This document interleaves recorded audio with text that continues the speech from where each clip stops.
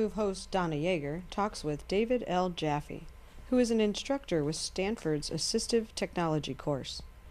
Dave coaches student team projects that benefit people with disabilities and older adults in the local community. And now, here's Donna. Hi, I'm Donna Yeager with On the Move, and I'd like to welcome our very special guest, David Jaffey. Welcome, Dave. Donna, thanks for having me. Thank you. What is your official title at Stanford? Well, I'm a lecturer at Stanford in the mechanical engineering department in the design group. Oh, great. Wonderful. Well, I want to thank you. You invited me recently to your classroom, and it was really a wonderful experience. I'm very impressed. The building was gorgeous. What was the name of the building? The building name is the Thornton Center. Oh, okay. And it's adjacent to a really nice fountain that was a part of the Terman Engineering building before it was torn down. Oh, wow. Well, it's a beautiful building, and it's very wheelchair accessible, which makes me very happy. Well, Stanford tries to make all of the classrooms accessible, and they pretty much do a good job. Yeah, yeah. And as you go through the, I forgot what you called it. It's a breezeway. The breezeway, thank you. That's a beautiful name. But when you go through the breezeway, there's a little back area where there's a huge, wonderful ramp to access the back, like a courtyard, or it's beautiful. Yeah, so that is called Terman Pond, and that's made accessible by this long incline that wheelchairs can get down and up there. So it's a really nice area. Students hang out there in the summer because it's the closest thing on Stanford to a beach. It's got water, it's got grass, it's got gravel, and on a nice day like today, students like to hang out there. Right, right. And it's probably very cooling in the summer because it's near the water. A little bit. Yeah, so the pond is only like a couple feet deep, but you know, there's people dangling their feet in it, and then there's kids in it and stuff like that. So it's a focus of a lot of recreation. Well, that's wonderful. That's fantastic. Well, it's a very beautiful setting. And when all of the students arrived, we were escorted into the beautiful classroom. And what do you call it? It's like tiered. It's a tiered classroom. There's about 4 levels, and there's ample spaces for people in wheelchairs. Wow. But there's a separate entrance if you want to get right on stage. Okay. So, but that works out okay. Yeah. Yeah, well, you can see that I was on the upper level of the classroom, and where the table is at the very bottom, that's where you do the lecturing, and a lot of the guests that come, that's where they join you in the lower area with the projector. Right. But it's very accessible for the wheelchairs to sit along, because the tables are nice and big and very easy, and the perfect height for, sitting in a wheelchair. So it's wonderful. It's a great setting. Well, I'm glad you had an enjoyable experience. Yeah. And I mean, that lecture hall was packed when the class started, so that was very impressive. Well, they probably knew that you were going to be there. Thank you very much. Too kind. Okay. And then, so when you were in the classroom itself, I really had a lot of questions that you were very informative with when you talked about the assistive technology. And tell me a little bit more about that. Well, the course is called Perspectives in Assistive Technology. Okay. It's a winter quarter course that is 10 weeks long. Okay. That's open to any student on campus, from freshmen to grad students. Yeah. And they don't have to be from mechanical engineering or engineering at all. They can come from any discipline. And the course is flexible so that people can take it and work on a project, or just sit in on the lectures. Wow, cool. That's wonderful. Marvelous. And then we also really enjoyed, you invited us to, I would call it a field trip. I don't know what you call it. But yes, it is a field trip. Is it a field trip? Yeah. So that was a lot of fun. We did a show with Olenka about Villarreal. 3 or 4 years ago. Right. And how do you pronounce it? Olenka. Her last name is Olenka, and the last name is Villarreal, and okay. she's the founder of the Magical Bridge Playground, an assistive and inclusive playground in Mitchell Park in Palo Alto. And I bring the students there to show them how accessibility can make a difference in kids' lives. Wow, it's fantastic. It is a lot of fun for adults too. Everybody. But the kids, yeah. I mean, really, when I was a disabled child, there was nothing like that. Yeah. And I just kind of sat on the sidelines and watched my brother and sister swing. But it does include everyone. It's Right, cool. that's the same story that Olenka tells. She has a daughter with developmental disabilities, right. and she had no place to play. So Olenka came up with the only solution possible. Right. She raised $4 million and got it built in Mitchell Park. Wow. And now she has funding for 5 more in the area, so you're going to see a lot more of them. I know, I heard there's one coming to Sunnyvale. That's right. Milpitas. Right, Redwood City. Yeah, great. Yeah, Morgan Hill. All right. Yeah. And I can definitely see that you were enjoying the park too. Well, we all turned into kids. That's right. And I love describe the musical. Yeah, it's called the Magical Harp. Okay. And it's a work of art Yeah. that senses kids walking underneath it, and it produces some very nice musical tones when it sees you under the harp. And so the kids, line up and jump up and down, and just to hear the music. So it's a great place. Right, right. Well, I enjoyed zipping in and out and making a lot of really fast musical notes too. Yeah. So I'm just a kid at heart. I think we all are. That's right. But it was definitely a lot of fun. I'm going to go back again. This will be my 6th visit over there. And I love the building too.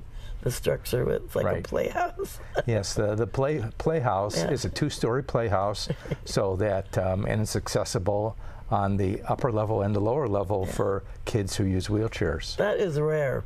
It is. That is really rare. And it was designed that way. Yeah, yeah.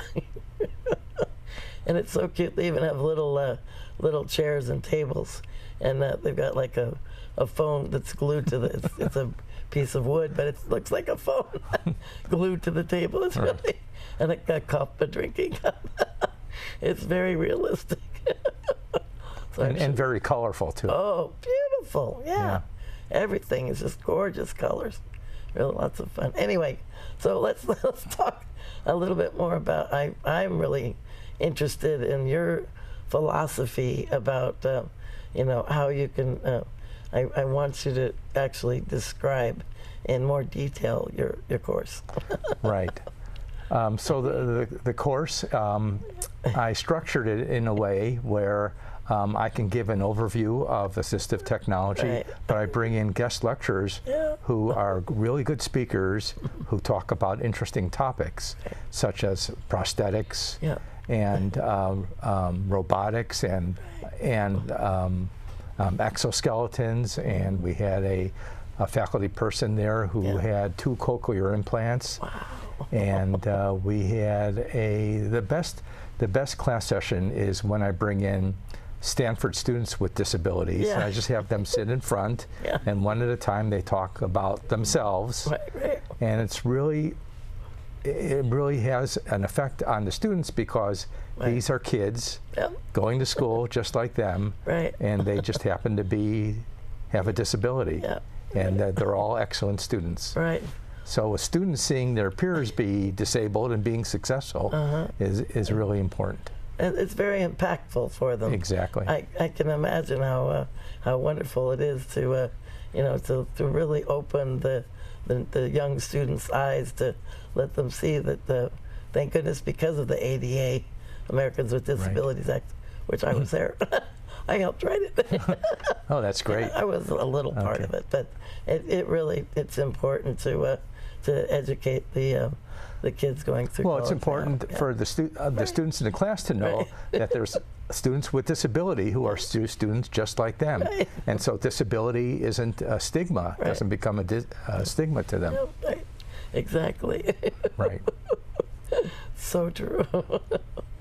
And then I know that all of your, well, so many of your projects that you do, I mean, every class is a different group of people, and so there's constantly new projects. How do you Right. get the so ideas? getting projects is really tough to do. It's the most challenging part of my job. Yeah. And it's important for me to solicit these projects from the local community.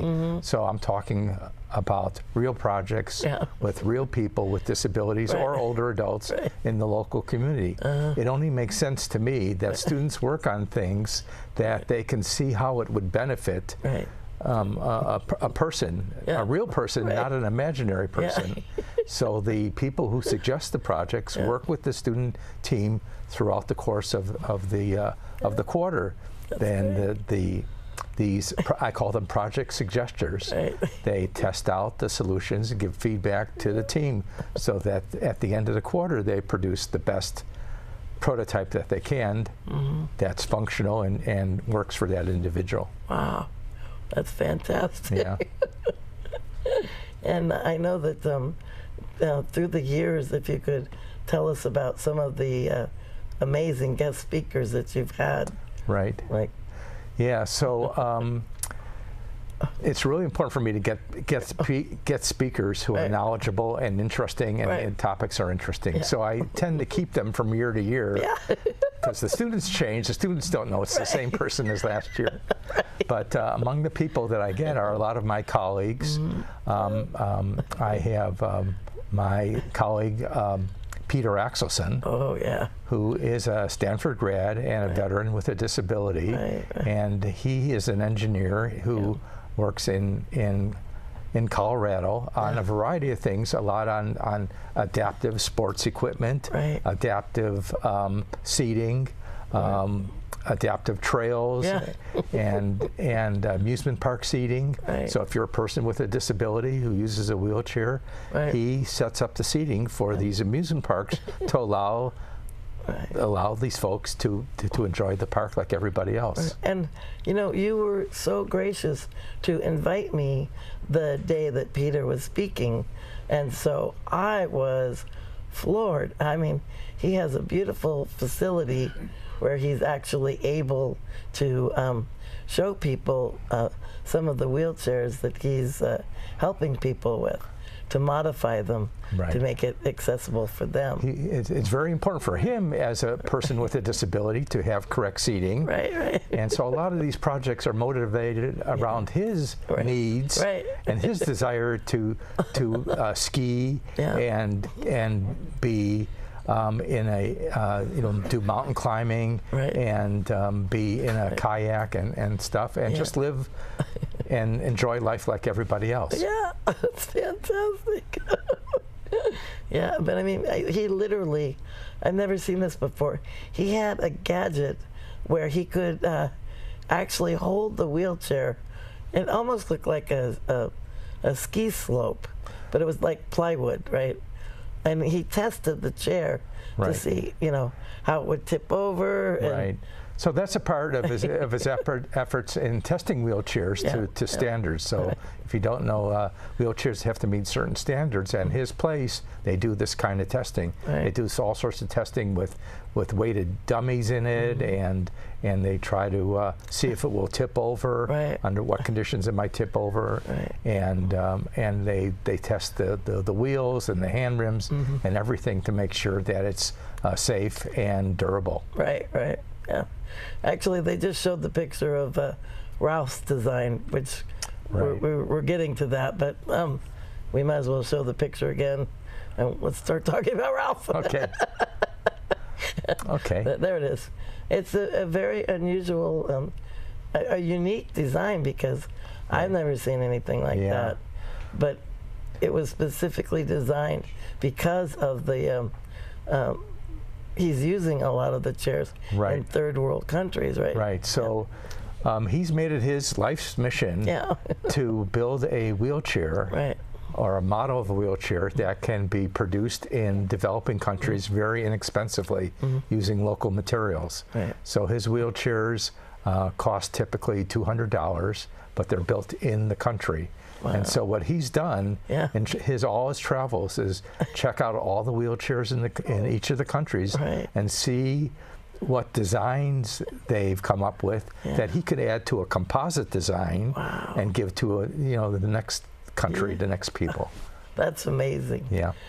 And tell me a little bit more about, we had a wonderful discussion earlier also before the show, but we're kind of talking about why are some of the wheelchairs so expensive? Okay, well, as I told you, even though there's a lot of people with disabilities out there, each one is an individual, and they have individual needs as a person and for assistive technology equipment. So that's sort of in tension with industry, who likes to build things in mass quantities all the same to take advantage of the economies of mass production. But for wheelchairs and any other medical equipment or assistive technology equipment, it has to be modified and for each person. For example, your wheelchair is special, right? Good example. And for everybody else, they have to have the correct seating, the correct sizing. Maybe they have a preference for color. Yep, that's true. And so this. Purple. Yep. Don't see many purple chairs out. Well, we have a project that goes around and selects people with wheelchairs, and we'll customize it and personalize it for their use. And we can make a purple wheelchair for you. Cool. I'm in. I can't raise my hand, but I'm in. Okay. All right. Sign me up, coach. We'll get you involved next year. Thank you. But yeah, I mean, I kind of, this is digressing, but I don't know if you've ever seen the Jerry Seinfeld show where George gets an inexpensive wheelchair. Like, that's kind of what you have to get it. Right. That's what we can afford anyway. That's right. But it needs to be safe. It's important that safety is there, and you don't want the chair cracking out. So. That's right. Just like you don't want your car or van breaking down. Exactly. You don't want your wheelchair breaking down, because they're both mobility devices that we need every day. Exactly. It is important. Mega important. Yep. Yeah. So actually, I'd like to go back to Peter for a moment, because when he actually physically came to the class and talked about his amazing projects. I mean, he doesn't live in the state of California, but you have a wonderful relationship with him through the years. Right. So I first met him when I came to California in 1979, 1980. Yeah. And he was a Stanford student. He's a Stanford graduate. Right. So he has that Stanford knowledge, and certainly he's motivated to do things for himself and other people. So it's just an example of an engineer with knowledge and skills that can apply that to the problems that he has and that people with disabilities have. That's fantastic. Yeah. That's great. Well, actually, I'd like to ask you what your web address is, if people are interested in finding out more. So I think there's a slide that gives my email address, and it's just davejaffe@stanford.edu. Okay. And if you want more information about the course, the course is, you can browse to engr110.stanford.edu. Wow. That's the course nomenclature, Engineering 110. Oh, okay. And the name of the course is called Perspectives in Assistive Technology. Oh, good. And we'll say that in a couple minutes again. Okay. But that's good. That's really important that people, if they want to get in touch with you, that's great. Thank you. And so tell me more about the classes. I mean, it sounds so interesting. You have such a wide range of students that you're working with from all over the world, right? Well, I think students in general have a latent desire to see what their Stanford education can do in the world. Okay, they're sheltered at Stanford. They're doing, problems. They're doing readings. They're taking exams and stuff. But it's pretty rare that they get out into the community. Right. So mine, a project course like mine, will get people out in the community, and so so the students can see how they can put their knowledge to use and help somebody with a disability, and that's very rewarding and beneficial. Okay, but there's a deeper purpose, and that is to have students practice the skills that they're going to need once they get out, and that's regarding working in a team, working on a project, working through a process to solve a problem, and also practicing communication skills like report writing and presentations. Those are extremely important, and I wish they had told me when I went to school how important that is for an engineer. They never said that. Wow. So, but these well, are. You're saying it now. That's right, and without those skills, I'd be pretty poor guest today for you, right? No, you've been really informative. It's very interesting to hear, from your perspective. And you're right. I mean, the students definitely need that. So, Yep. So let's talk a little bit more about Ralph. I first met Ralph Hotchkiss over in Berkeley. Right. And he actually had a facility that he was talking with me about the programs, and that was when he first started going to third world countries. Well, before that, he actually, or maybe during that time, he also taught a course at San Francisco State University, and so he had all his students build wheelchairs at San Francisco State. Oh my and gosh. like their first assignment was to get into a manual wheelchair and balance on 2 wheels. That was their homework assignment. Wow. And then they built wheelchairs for the rest of the class. So he's not doing that anymore. He's doing a lot of work, still doing a lot of work internationally, and he's always someplace. But he's just a marvelous engineer. Right. He's not afraid to pick up a tool or use a computer design to help him out. So he was actually, this is a little known fact, he was actually the first AutoCAD user. AutoCAD is a great CAD program. And he was the first one. He got the first license for that. I did not know that. Okay. Amazing. That's back in the old days when I used to work. That's wonderful. And so the other thing that I wanted to talk about Ralph is that he is such a humanitarian, and I know that he has special projects where he, like I said, with the third world countries. I mean, if the family or the village is not able to afford to help him, help the person with the wheelchair, and they haven't had a wheelchair before, that's where Ralph really came in to help. It makes a big difference to have mobility. If you don't have mobility, the kids can't go to school. Right. And if you don't go to school, you don't get an education, and you're not going to succeed in life without mobility. And in these countries, there's not a whole lot of paved sidewalks. It's roads that are muddy or all mud. So you have to have a really rugged wheelchair. Exactly. So he works with people locally who are people with disability or wheelchair users themselves.